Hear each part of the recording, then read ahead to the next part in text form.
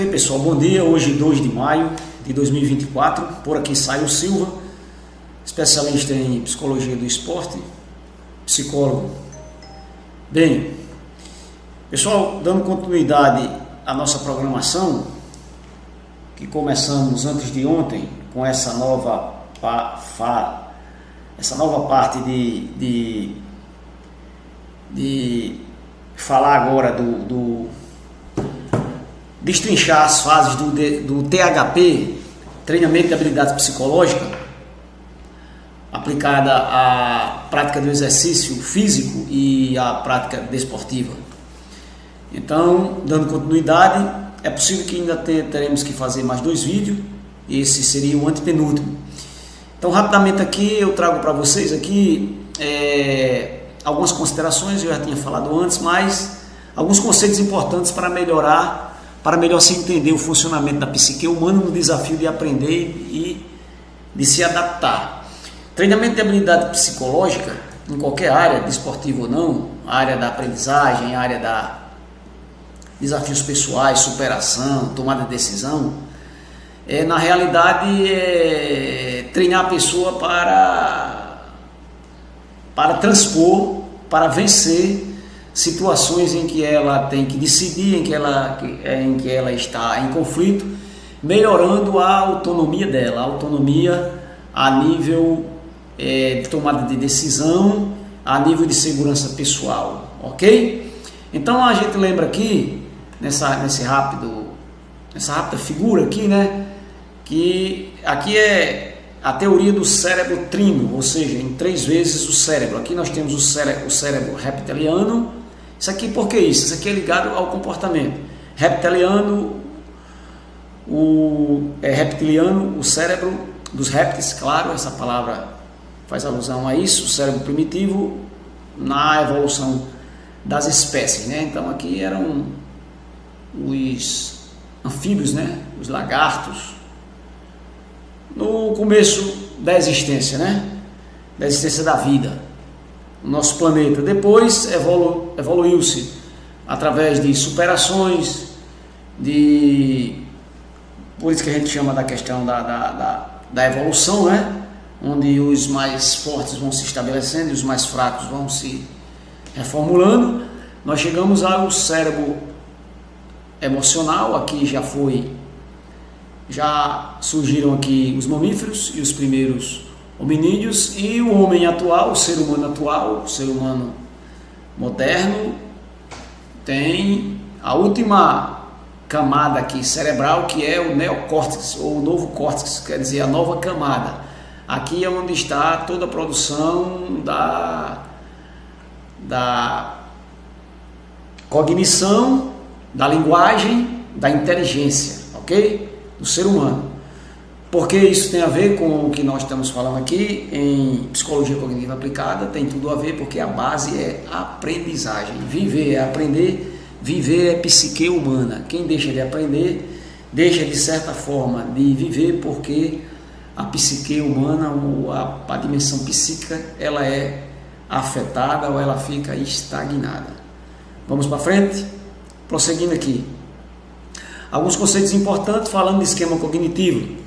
Como eu já tinha falado, toda pessoa exerce seus comportamentos e suas atitudes com base em alguns esquemas, como esquema cognitivo, ou seja, a configuração dos seus conhecimentos, dos seus saberes naquele instante. Então, quando eu chego com a informação para você, quando eu lhe proponho uma novidade, quando eu te passo uma experiência, quer seja o canal sensório que chega, auditivo, visual, sinestésico, gustativo ou olfativo, eu vou exatamente, quer eu queira, quer eu não queira, por uma questão automática já, você entra em consideração, é acionado o seu sistema cognitivo anterior, configurado lá pelas memórias que você já tem das experiências passadas, das suas experiências anteriores, ok? Então, como a gente diz aqui, em qualquer grau de consciência que você tenha isso. O esquema cognitivo, muitas vezes, porque ele é infinito também, e ele está no nível da subconsciência. Você tem aquele conhecimento, você tem aquela informação, às vezes ela é acionada quando a sua defesa psíquica baixa, ou seja, quando você está dormindo, por isso que você sonha com coisas até que você acha desconexo, poxa, porque eu sonhei com isso e tal, tal. Era aquelas informações, algo, conteúdos dos esquemas cognitivos que estavam ali por alguma maneira, que estão ali por alguma maneira ocultados, ok? Refutados. À luz da psicanálise, é aquilo que você refuta, é aquilo que você reprime, porque ainda não está trabalhado num grau assim que você possa trazer a nível da consciência, ok? Você vai como é que se diz? Você ainda não tem a força da consciência para tratar daquele conteúdo a nível de real. Então ele é reprimido. Aquele conteúdo não seria, digamos assim, bom para você. Mas aí é outra história, aí é psicanálise. Ele se refere aqui ao arcabouço de conhecimentos, saberes, praxis. Praxis é mais ligada à área da filosofia. A praxis é quando você tem saberes e conhecimentos juntos de forma ali, numa fusão super importante, é coisa de alto nível, já levado para a questão da construção de valores e atitudes. Está ligado naquele patamar, naquela dimensão da aprendizagem ligado à formação de atitudes. É um nível de desenvolvimento alto. Claro, algumas pessoas, as pessoas têm, em algum nível, têm essa questão da praxis. É muito estudada na área da filosofia, mas ela é uma realidade. E aqui, como eu falei, né, no nível dos conteúdos, que são as aprendizagens declarativas, a aprendizagem prática ou de atitudes, ok? São variados os esquemas cognitivos, a depender da fase do desenvolvimento, do campo de atividade. Sua natureza é dinâmica e busca a adaptação. Então, um jovem atleta, um jovem competidor, um jovem praticante de exercício físico, um novo praticante, um iniciante, um neófito, ele tem um esquema cognitivo para aquela atividade que ele vai precisar desenvolver com o THP para ele se adaptar, ele dinamizar o psicológico dele para ele se ater melhor naquela atividade, que é diferente de um praticante ou de um atleta já experiente, ou seja, que ele tem a experiência e ele tem aqui a nível desses conteúdos aqui, dos saberes declarativos, práticos e da formação de atitude, ele tem mais avançada. Por quê? Porque ele tem a experiência, ele tem a vivência, tá certo? Então, o esquema cognitivo de uma criança na pré-escola é diferente de um adolescente de 14 anos de idade. E o esquema cognitivo de um adolescente de 14 anos de idade é diferente de um adulto de 25 anos de idade, porque entra a questão aí da vivência, da experiência, do lidar com os conflitos e os desafios. Vamos para frente? Que é uma coisa mais emblemática. Quando a gente fala em esquema cognitivo, a gente se sente até na obrigação de falar também de dissonância cognitiva. Às vezes você vai para uma palestra, liga lá uma coisa lá na televisão, está alguém falando de dissonância cognitiva, mas sendo mais objetivo aqui, só para entender, a dissonância cognitiva é uma contradição e é uma das principais fontes de inconsistência no comportamento. Ou seja, a pessoa tem uma crença, ela acredita em algo, ela tem uma crença sobre algo, mas ela se comporta de forma diferente, ok? Ela faz transparecer que ela acredita, mas só que ela não cumpre aquilo que ela acredita. Isso é uma dissonância cognitiva. É um elemento cognitivo, a convicção que a pessoa tem sobre si mesmo e o ambiente, mas ela vai na contramão das suas condutas. Então, vamos dar um exemplo aqui. Assim, pegando uma deixa assim próxima à área desportiva, né? A área esportiva. O cidadão, a pessoa, por exemplo, ela é torcedora de tal time de futebol, de um time de basquete, de uma equipe de natação, de uma equipe lá de atletismo. Aí ela é torcedora, poxa, dias antes ela está lá batalhando, tal. Mas de repente você pega essa pessoa agindo de forma contrária, sem causa, sem motivo, ela está com fortes críticas, até deturpando até uma verdade sobre aquela equipe. Então isso é uma dissonância cognitiva. Outra dissonância cognitiva, por exemplo, a pessoa se diz bastante defensora do ambiente, educada, ela divulga, ela pela palavra que ela usa, pela forma geralmente que você a vê, ela é uma defensora bacana do meio ambiente, mas quando menos se espera, ela está atravessando a rua onde ela mora e jogando um cesto de lixo lá do outro lado da rua, em cima de uma calçada. Aí a pessoa pergunta: poxa fulana, por que você está fazendo isso? Não, é porque o carro de lixo ele não passou hoje, faz 3 dias que ele não passa. Então esse esquema cognitivo dela, esse lado que ela defende, essa aprendizagem, esse conteúdo da psique dela está meio fragilizado, né?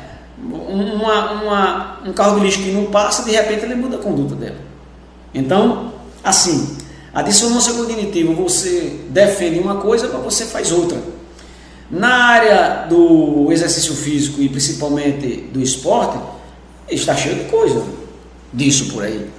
Um técnico de determinada equipe, por exemplo, de futebol, ele está lá na coletiva, ele está dizendo tal, que vai ser super educado, que considera o adversário e elogia um ex-jogador do time dele e tal. Começou o jogo, o cara virou o capeta. Ele está lá esculhambando e chamando os palavrões que são impronunciáveis, né, pelo horário e assim por diante. Então, ele diz uma coisa, mas ele faz outra. Mas qual é a origem disso aí? É porque o ser humano, ele é instintivo, né, e ele exerce os papéis, né? Tem pessoas que são treinadas para exercerem determinados papéis, mas na realidade aquele papel não é ela. Principalmente quando é papel assim, no sentido negativo, que vai contra um suposto princípio que ele está dizendo que defende. Mas como se resolve isso? Isso vem pela maturidade, isso vem pelas pancadas que a vida dá também, né? Então, no meio esportivo existe no meio do esporte, do exercício físico, em forma geral, a dissonância cognitiva, ela é um elemento importante a ser trabalhado, porque ela é capaz de ser equilibrada. Como ela é equilibrada? Ela se torna equilibrada quando você começa a trabalhar a questão da estrutura emocional daquela pessoa, porque geralmente a dissonância cognitiva ela é startada pelo descontrole emocional,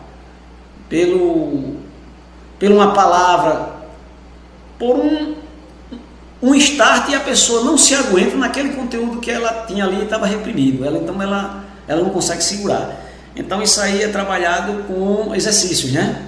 Exercício em você confrontar a pessoa com o que ela diz e com o que ela faz, a questão do incentivo, dando uma autonomia para ela, porque muitas vezes a pessoa também tem essa dissonância cognitiva, porque ela tem baixa autoestima e a autonomia dela é pouca. Então ela desespera e às vezes, e nem sempre é assim, querendo acertar, ela faz exatamente o contrário do que ela defendia. Tá certo? Então, dissonância cognitiva é isso. É possível ser trabalhada, claro, agora ela vem com a maturidade. E a experiência de vida. Tá certo? Vamos para frente. E aqui, para fechar essa parte, assim, eu estou trazendo essa figura aqui, que é uma comparação que eu até já tinha feito entre o sistema límbico, que é o cérebro emocional, e o córtex pré-frontal, que é o cérebro, digamos assim, que é o cérebro racional. Aqui é o racional e aqui é o emocional. O sistema límbico, ele é responsável pelas reações de fuga, luta, congelamento, resposta ao estresse, pensamento, se eu estou seguro, o que vai acontecer comigo. Com a questão emocional, a principal estrutura que regula e que a gente diz que está relacionada nesse sistema límbico aqui, que envolve várias estruturas, As duas principais aqui, e a principal é a amígdala, não é a amígdala da garganta não, é a amígdala cerebral. Ela é responsável pela memória emocional, ok? Juntamente com o hipotálamo, que participa também do cérebro emocional, e uma parte do hipocampo, se a gente se referiu, já tinha até dito, com relação à memória. O hipocampo, ele é o guardador, digamos assim, o administrador das memórias de longo prazo. Então está envolvido de certa forma, mas principalmente aqui no cérebro emocional, a amígdala cerebral e o hipotálamo, ok? E aqui o córtex pré-frontal, que é essa parte aqui da frente, o lobo pré-frontal. Ele é responsável pelas as funções relacionadas à empatia, aos insights, à flexibilidade, regulação da emoção, regulação do corpo, moralidade, intuição, a questão da comunicação. Por exemplo, a pessoa comunicativa e que busca sempre as interações, ela tem, questão da sociabilidade, ela tem bem regulada aí essa questão, bem ativo, o pré-frontal. Tem até um nome, se a gente estivesse aqui estudando exclusivamente a aprendizagem, tem até uma tendência nova em aprendizagem, a gente chama aprendizagem pré-frontal. É a aprendizagem mais evoluída, interativa, ok? Agora, de certa forma, o cérebro pré-frontal, aqui o lobo pré-frontal, o cérebro racional, está a todo momento regulando, trabalhando ali com o cérebro emocional aqui, que é o sistema límbico, ok? Como eu já disse, você não pode ser totalmente emocional porque não há condição, aí a pessoa quebra. E se você também for super exageradamente racional, aí dá problema. Porque, por exemplo, para você aprender e para você viver, você tem que levar em consideração as emoções.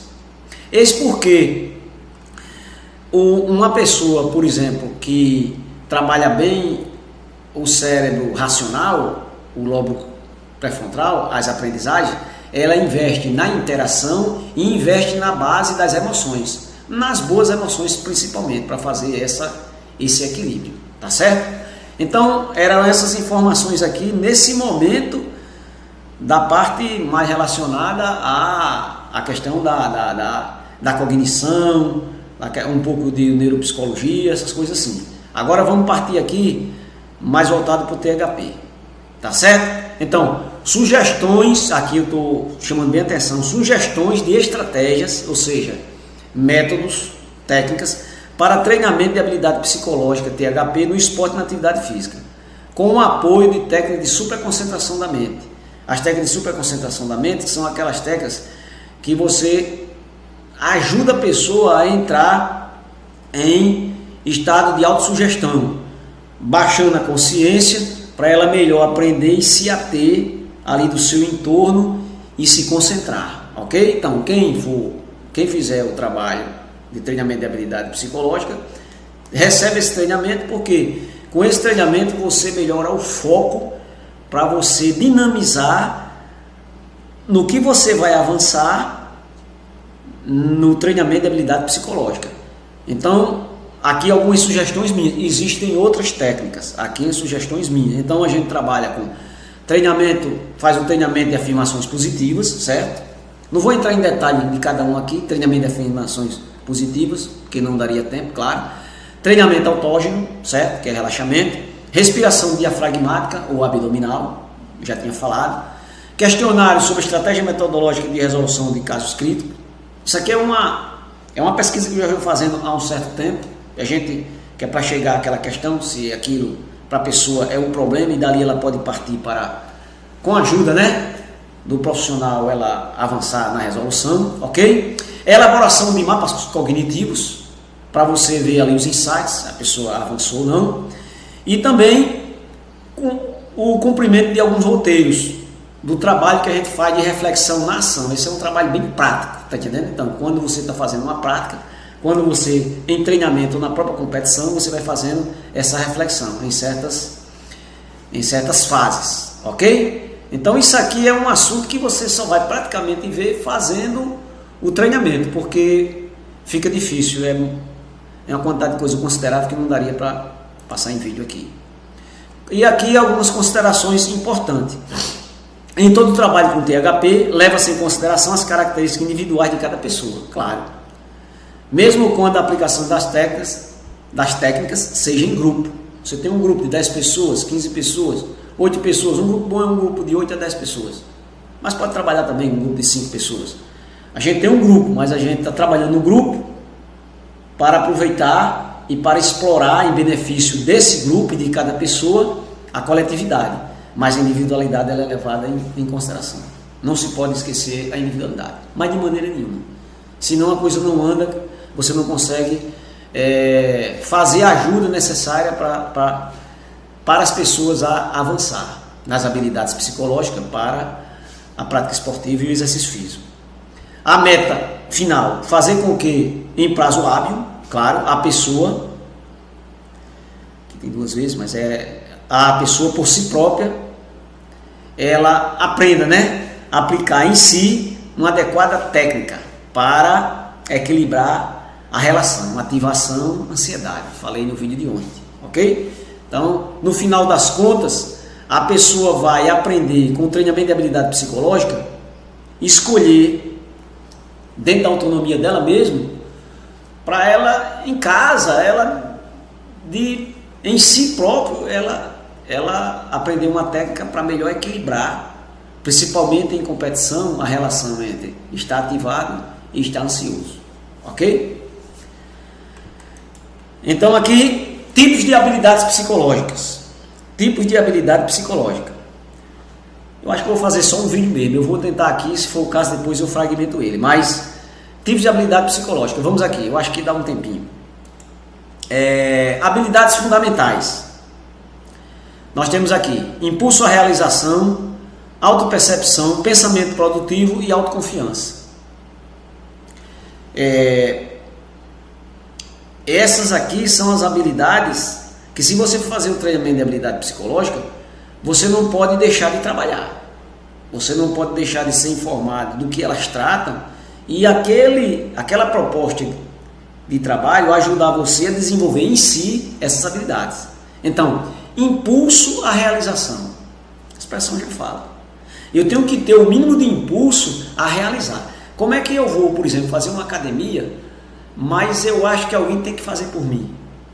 Não, eu tenho que ter um impulso, eu tenho que ter um estresse mínimo, uma força em mim para eu ir, para eu realizar aquele procedimento, cumprir aquela ficha que o professor está dizendo e assim por diante. Você já pensou um corredor que não tem um impulso à realização? Como é que ele vai fazer o trajeto? Como é que ele vai fazer um alongamento? Como é que ele vai refletir sobre o que ele fez ou o que ele tem que fazer? Ok? Outra habilidade, a de autopercepção. Você se perceber. Então tem algumas técnicas que a gente usa, por exemplo, a de mentalização. Você mentalizar, você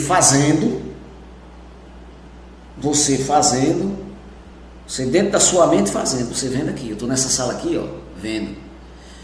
Outro exemplo, você se imaginar, mentalizar, como se você fosse um drone olhando você realizando. Então essa questão da autopercepção, do seu progresso, ok? Pensamento produtivo, que tem a ver também com impulso à realização, pensamento produtivo, ou seja, você pensar, como aquela velha frase que sempre eu escuto, um passo à frente e você já não está no mesmo lugar. Foi o que eu disse hoje. Eu saí de manhã bem cedo para resolver um negócio estressante com o filho meu e o negócio está embaçado para resolver. Negócio de carro, Aí, diz, vem cá, Matheus, que se a gente for analisar só o negativo aqui, a gente vai se arrepender até de ter saído para resolver. É a terceira ou quarta, não, a quinta ou sexta vez que a gente está indo resolver. Vamos fazer o seguinte, vamos contar que também a gente vindo aqui, nós avançamos em alguma coisa. Mas por quê? Não, alguma coisa se moveu. mas o resultado não. Se moveu. Nós saímos de casa para resolver esse problema, então algo mexeu. Já não é a mesma coisa. E não é a mesma coisa para melhor, não é para pior, é para melhor. Então, o pensamento produtivo é você treinar a pessoa para chegar à condição que você trabalhar a mente dela para que tudo que ela faz, mesmo quando ela erra, ou quando ela pensa que errou, ou que ela acha que não valeu a pena, valeu. Eu tenho uma coisa que eu aprendi com uma professora minha na minha época de adolescência, no ginásio, que uma vez eu errei, então eu fiquei com tanta raiva que a gente na época escrevia ainda de lápis comum, só podia usar caneta se fosse um negócio mais sério para fazer. E eu fiquei com uma raiva, que era um ditado que ela estava mandando fazer, e como eu tinha errado umas 4 palavras de umas 12 que ela passou, então eu na raiva, eu estava com o lápis assim, a sala em silêncio, eu apertei o lápis e ele quebrou. Quebrou o lápis, ela escutou, o que foi isso? O que eu vou fazer mais não, que o lápis quebrou aqui, eu errei. Aí ela veio de lá. Aí disse, você vai fazer. Você vai fazer quantas vezes eu mandar você fazer. Naquela época a professora mandava, sabe? A professora da minha época, às vezes ela mandava mais do que a mãe da pessoa, sabe? Eu mostro para você que você vai fazer quantas vezes eu mandar você fazer. Mas ela me deu assim essa reprimenda, mas depois ela me chamou num cantinho, ela disse, olha Saio, olha meu filho, você aprende até quando você erra. Eu nunca esqueci disso. Porque das 4 palavras que eu errei, são as palavras que eu mais sei escrever hoje. Porque ela me incentivou, ela disse, para você aprender as grandes coisas, você tem que errar. Então, é um pensamento produtivo. Aí esse pensamento produtivo tem a ver também, com a autoconfiança. Olha o que essa professora fez para mim, né? Ela me deu autoconfiança. Eu passei um tempo ainda, às vezes ficando nervoso quando eu tinha ditado, porque toda semana tinha ditado, era um terror ditado. Mas depois, gradativamente, eu fui tendo autoconfiança. Por quê? Porque eu disse, não, a professora me disse que eu posso errar também. Eu vou fazer o esforço para não errar. Mas se eu errar, eu estou aprendendo. Isso aí eu divulguei, e muitas vezes quando eu fui instrutor, professor, fui professor de psicopedagogia um tempo aí, dando uma ajuda aí ao pessoal. Própria instrução também, no meu local de trabalho. Eu sempre... Existe coisa que você não pode errar, que você tem que tentar para você não errar, porque senão o desastre é grande. Mas você aprende também quando você erra. Pessoal, eu vou fazer o seguinte, ainda está faltando mais umas habilidades, falta ainda 2 quadros desse grande. Então a gente vai parar esse vídeo por aqui, para não ficar muito extenso, acho que já passou de 20 minutos. E depois eu faço outro, dando o fechamento. Ok? Vamos para frente. Eu vou